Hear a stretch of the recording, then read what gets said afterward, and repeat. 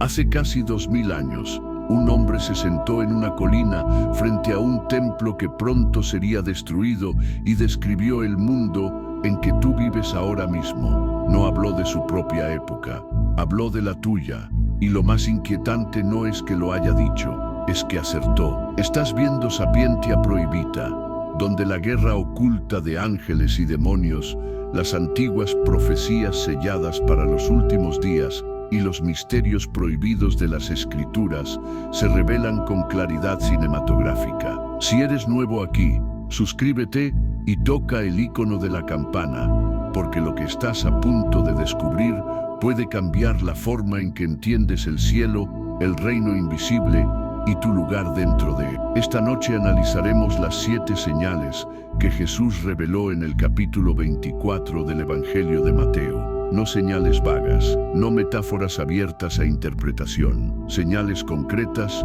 medibles, verificables. Y lo más perturbador es que cada una de ellas se está cumpliendo ahora mismo. No mañana, no en algún futuro distante, ahora. Quédense hasta el final, porque la 7ª señal no describe un evento, describe una condición, y cuando la entiendan, verán el mundo de hoy con ojos completamente diferentes. Todo comienza en el Monte de los Olivos. Jesús acaba de salir del templo de Jerusalén. Ha dicho algo que dejó mudos a sus discípulos, que de ese magnífico templo no quedaría piedra sobre piedra. Los discípulos, asombrados, se le acercan en privado y le hacen 3 preguntas que cambiarían la historia. ¿Cuándo sucederá esto? ¿Cuál será la señal de tu venida? ¿Y cuál será la señal del fin del mundo? Lo que Jesús responde no es un sermón, es un mapa, un diagrama del futuro dibujado con palabras. Y la primera advertencia que da no es sobre guerras, ni terremotos, ni hambrunas. Es sobre algo mucho más sutil, algo que la mayoría pasa por alto. Dice, mirad que nadie os engañe. La primera palabra de la profecía más importante jamás pronunciada no es una predicción, es una advertencia. Y eso debería decirnos algo sobre los tiempos que vienen. Cuando Jesús describe las señales del fin, no empieza con catástrofes, empieza con engaño. Mateo 24, versículos 4 al 5. Porque vendrán muchos en mi nombre, diciendo, yo soy el Cristo, y engañarán a muchos. Y luego, en el versículo 11, y muchos falsos profetas se levantarán y engañarán a muchos. Y otra vez, en el versículo 24, porque se levantarán falsos cristos y falsos profetas, y harán grandes señales y prodigios, de tal manera que engañarán, si fuere posible, aun a los escogidos. 3 veces en el mismo capítulo. Jesús no repite las cosas por accidente. Cuando algo aparece 3 veces en las Escrituras, es porque el cielo quiere que prestes atención. Ahora, la mayoría imagina a un falso Cristo como alguien con una túnica en una colina gritando que es el Mesías. Y sí, eso ha ocurrido. A lo largo de la historia han surgido decenas de figuras que han reclamado ser el Cristo. Desde Simón, el mago en el primer siglo, hasta líderes de sectas modernas que han arrastrado a millones hacia la destrucción. Pero el engaño del que habla Jesús es más profundo que un individuo, es sistémico. Jesús dice que vendrán en su nombre, no contra su nombre, en su nombre. Eso significa que el engaño más peligroso no viene disfrazado de ateísmo, viene disfrazado de fe, viene con lenguaje espiritual, viene con versículos bíblicos fuera de contexto, viene con promesas de prosperidad sin arrepentimiento, de gracia sin obediencia, de cielo sin cruz. Viene vestido de cristianismo pero vacío de Cristo. Y si la forma más efectiva de engaño no fuera negar la verdad sino redefinirla, y si el mayor peligro no fuera la ausencia de religión sino la abundancia de religión falsa. Hoy existen más de 45.000 denominaciones cristianas en el mundo. No todas son falsas, pero la fragmentación revela algo que Jesús anticipó. Un ecosistema donde la verdad puede diluirse hasta volverse irreconocible, donde cada persona puede encontrar un pastor que le diga exactamente lo que quiere escuchar. Pablo lo advirtió en 2 Timoteo 4. Vendrá tiempo cuando no soportarán la sana doctrina, sino que teniendo comezón de oír, se amontonarán maestros conforme a sus propias concupiscencias. Eso importa porque el engaño no necesita eliminar la verdad, solo necesita ahogarla en ruido. Y nunca en la historia humana ha habido tanto ruido espiritual como ahora. Redes sociales, algoritmos, plataformas que amplifican lo que genera clics, no lo que genera salvación.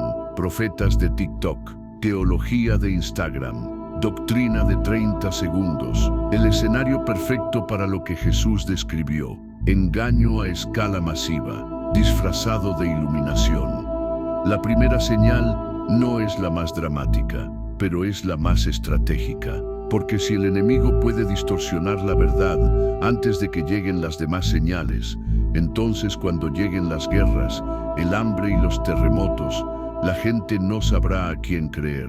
Y ese es exactamente el plan. La segunda señal que Jesús describe es quizás la más reconocible. Mateo 24, versículos 6 al 7. Y oiréis de guerras y rumores de guerras. Mirad que no os turbéis, porque es menester que todo esto acontezca, mas aún no es el fin, porque se levantará nación contra nación y reino contra reino. Guerras y rumores de guerras, nación contra nación, reino contra reino. Durante siglos, los escépticos han señalado que siempre ha habido guerras, y es cierto, desde que Caín mató a Abel, la humanidad ha estado en conflicto, pero Jesús no estaba describiendo la existencia de guerras, estaba describiendo una intensificación. Las señales del fin no funcionan como interruptores que se encienden de repente, funcionan como dolores de parto. Mateo 24, versículo 8, no deis, no dice explícitamente. Todo esto será principio de dolores. Los dolores de parto no se detienen, se intensifican, son más frecuentes, más fuertes, más cercanos entre sí. Miremos los números. En el siglo XX Merón, del siglo XX, la humanidad experimentó las 2 guerras más devastadoras de su historia. La Primera Guerra Mundial dejó entre 15 y 22 millones de muertos. La segunda, más de 70 millones. Desde entonces, el mundo no ha conocido la paz. Corea, Vietnam, Afganistán, Irak, Siria, Yemen, Ucrania. Y ahora las tensiones en Medio Oriente se intensifican a niveles que no se veían en décadas. Mientras tanto, potencias nucleares se enfrentan en guerras por proximidad. La retórica bélica entre naciones no disminuye, aumenta. Los tratados de no proliferación se erosionan. Las alianzas militares se reconfiguran. Pero hay algo que Jesús añade que merece atención. Rumores de guerras. No dijo solo guerras, dijo rumores. ¿Cuándo en la historia la humanidad ha vivido tan inmersa en rumores de conflicto como ahora? Cada día, los titulares gritan sobre posibles escaladas, amenazas nucleares, ciberataques, guerras económicas. El mundo vive en un estado de ansiedad bélica permanente. No es solo que haya guerras, es que la humanidad entera está consciente de ellas en tiempo real. 24 horas al día, 7 días a la semana. Eso no existía antes. Jesús lo describió hace 2000 años. Y luego está la frase que a menudo se pasa por alto: nación contra nación. En griego, la palabra usada es ethnos. No se refiere solo a estados o países, se refiere a grupos étnicos, a identidades, a pueblos enfrentados no solo por territorio, sino por identidad. Conflictos étnicos, tensiones raciales, polarización tribal, divisiones culturales que fracturan sociedades desde dentro. No es exactamente lo que estamos viendo. Naciones divididas no por ejércitos extranjeros, sino por sus propias fracturas internas. Jesús no solo predijo guerras entre países, predijo la fragmentación de la humanidad misma. Mateo 24, versículo 7, continúa, y habrá hambres. 2 palabras, simples, directas, devastadoras. Vivimos en la era de mayor producción alimentaria de la historia. La tecnología agrícola, la globalización del comercio, los sistemas de distribución modernos deberían haber eliminado el hambre. Y sin embargo, según las Naciones Unidas, más de 735 millones de personas sufren hambre crónica. Eso es casi 1 de cada 10 personas en el planeta. El Programa Mundial de Alimentos estima que 45 millones de personas en 43 países están al borde de la hambruna. No en la Edad Media. Ahora, hoy. ¿Cómo es posible? El mundo produce suficiente comida para alimentar a 10.000 millones de personas, pero casi 800 millones pasan hambre. La respuesta es compleja. Conflictos armados que destruyen cadenas de suministro, cambio climático que altera patrones agrícolas, inflación que hace que los alimentos sean inalcanzables para los más pobres, sequías que devastan regiones enteras, inundaciones que arrasan cosechas. La abundancia y el hambre coexisten en el mismo planeta. Eso no es accidental, es profético. Pero Mateo 24 no solo habla de hambre. Lucas 21, versículo 11b, amplía la descripción. Habrá grandes terremotos y en un lugar tras otro hambre y epidemias, pestilencias. El mundo acaba de atravesar una pandemia global que paralizó civilizaciones enteras. Antes de eso, el ébola. Antes, el SARS, la gripe aviar, el VIH. Y los científicos advierten que las condiciones para futuras pandemias no solo persisten, se amplifican. La deforestación acerca a los humanos a reservorios virales animales. El comercio globalizado convierte cualquier brote local en una emergencia internacional en cuestión de horas. La resistencia a los antibióticos crece cada año. Jesús no necesitaba conocer la microbiología, conocía la historia que aún no había ocurrido y la describió con precisión.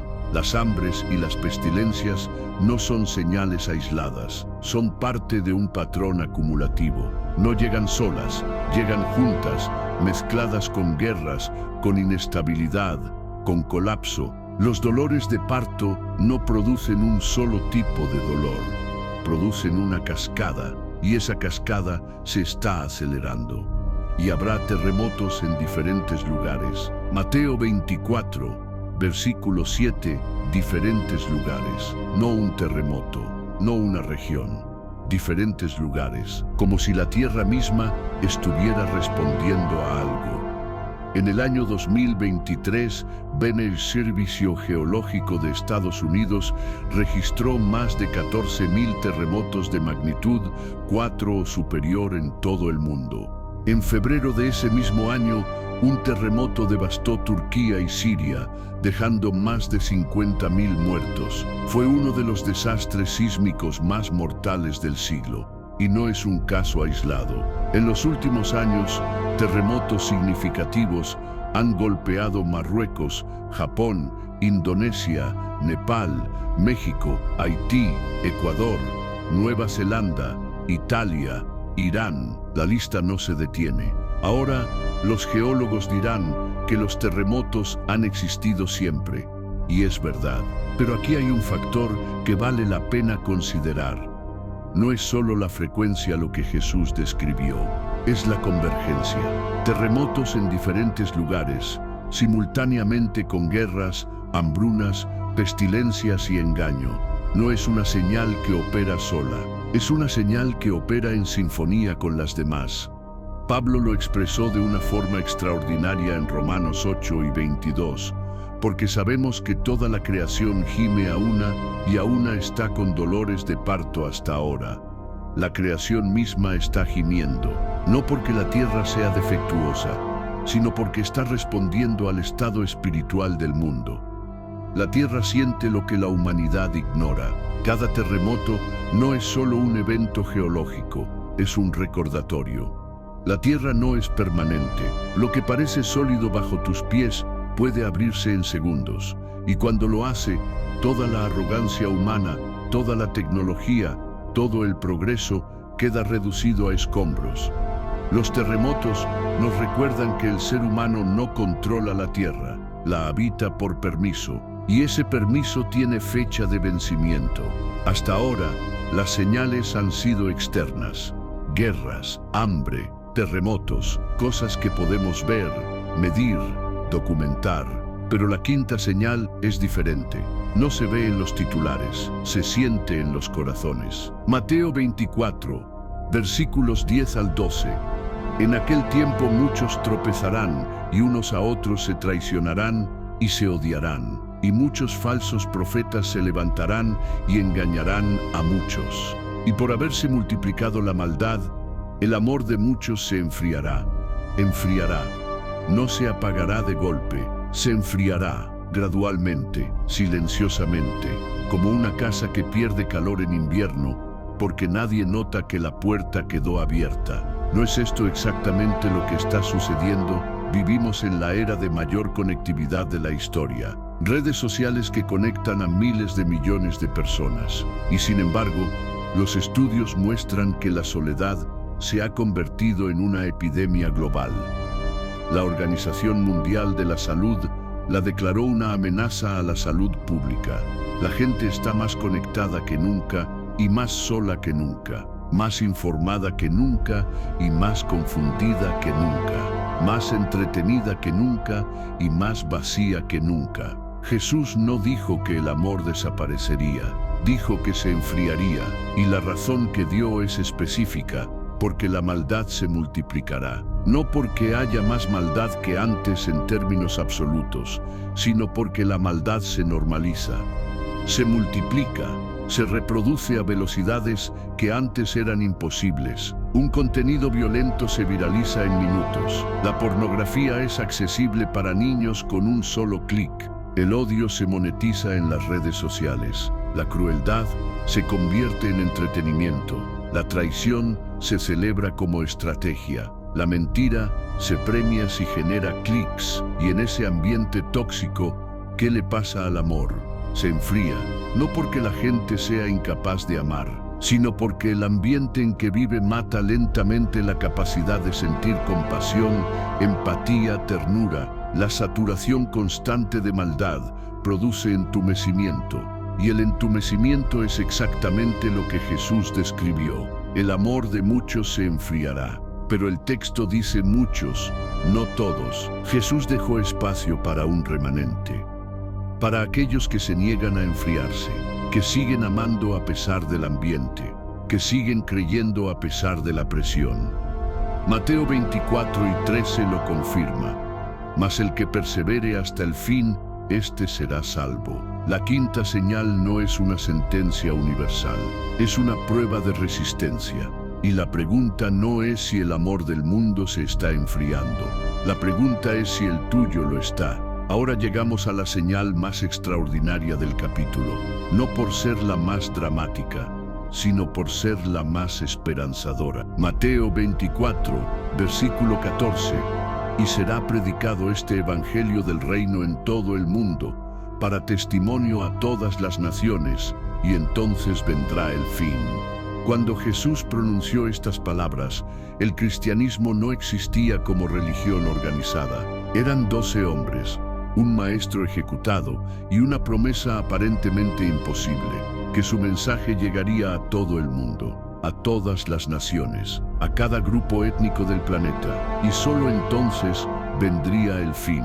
Piensen en lo absurdo que debió sonar esto en el año 33 después de Cristo. Un movimiento judío marginal, sin dinero, sin ejército, sin influencia política, declarando que su mensaje llegaría a cada rincón de la tierra. Roma dominaba el mundo. El emperador era considerado un dios. Los primeros cristianos eran alimentados a los leones. Y este movimiento iba a alcanzar a todas las naciones. 2000 años después, el cristianismo es la religión más extendida del planeta. Más de 2.400 millones de personas se identifican como cristianas. La Biblia ha sido traducida, completa o parcialmente, a más de 3.500 idiomas. Organizaciones misioneras operan en prácticamente todos los países de la tierra. Internet, la radio, la televisión y las redes sociales han llevado el Evangelio a regiones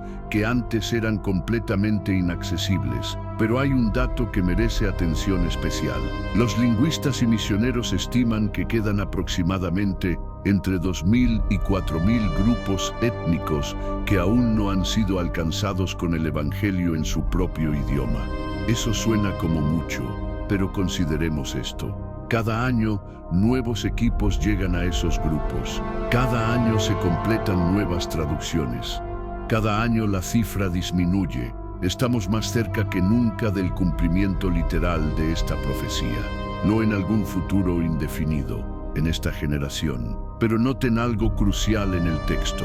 Jesús no dijo que todo el mundo aceptaría el Evangelio. Dijo que sería predicado para testimonio, no para aprobación universal, para testimonio, lo que significa que la función de esta señal no es la conversión total del planeta, es la eliminación de la excusa. Cuando el Evangelio haya llegado a cada rincón, nadie podrá decir que no tuvo oportunidad. Y entonces, dice Jesús, vendrá el fin. La sexta señal no es una predicción futurista, es un proceso que se está completando ante nuestros ojos. Y cada persona que comparte el Evangelio, sin saberlo, está moviendo esa línea de tiempo un paso más cerca de su cumplimiento. La última señal que Jesús describe en Mateo 24 no es un evento catastrófico, no es una guerra, no es un terremoto, es un estado mental, una condición colectiva, y de todas las señales, esta es la que más debería perturbarnos. Porque no describe algo que le pasa al mundo, describe algo que le pasa a la gente dentro de él. Mateo 24, versículos 37 al 39, mas como en los días de Noé, así será la venida del Hijo del Hombre, porque como en los días antes del diluvio, estaban comiendo y bebiendo, casándose y dando en casamiento, hasta el día en que Noé entró en el arca, y no entendieron hasta que vino el diluvio, y se los llevó a todos.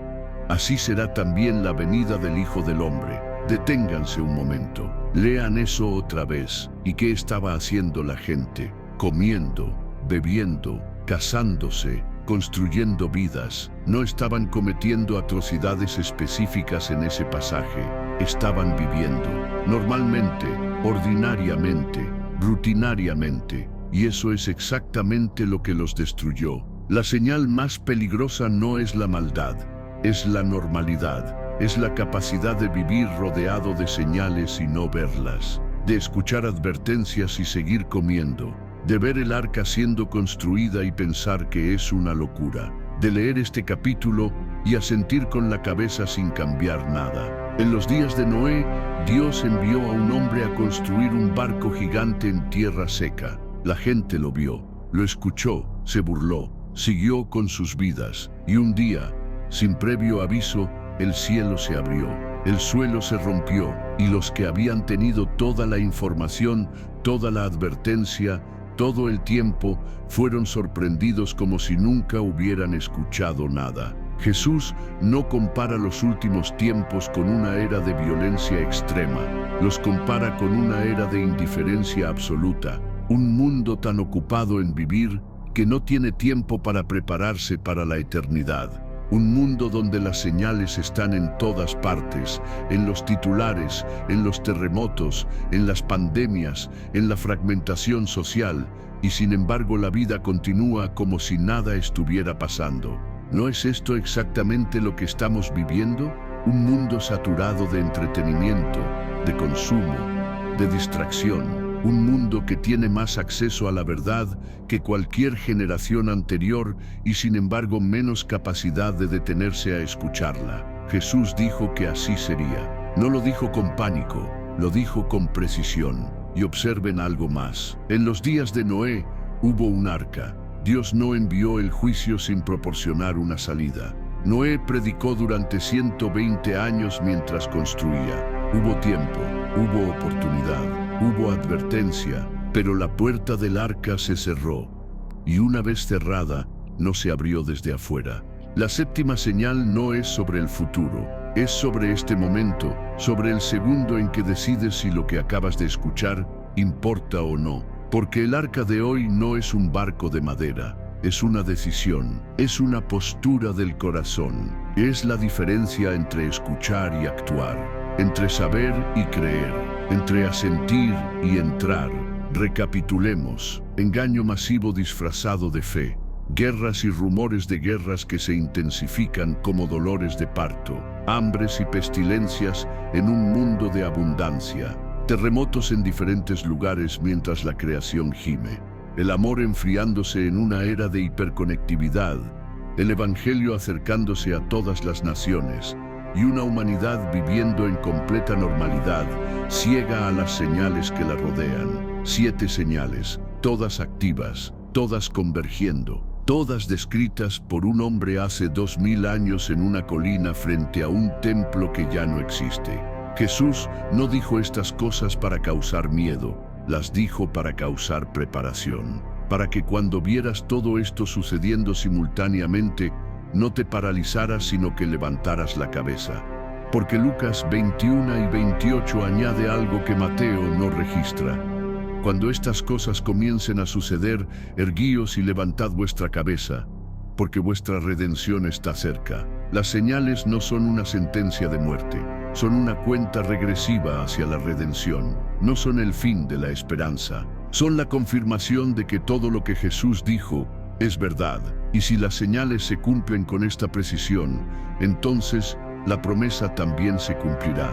Él volverá, no como un bebé en un pesebre, como un rey en las nubes. Pero la pregunta que cada uno debe hacerse no es si Jesús tenía razón, es si tú estás listo, porque como en los días de Noé, la puerta se cerrará, y cuando lo haga, no importará cuánto sabías, importará lo que hiciste con lo que sabías. Si este video te abrió los ojos, compártelo con alguien que necesite escuchar esto. Suscríbete y toca la campana, porque lo que viene después es aún más revelador. Este es Sapientia Prohibita. Nos vemos en el próximo episodio.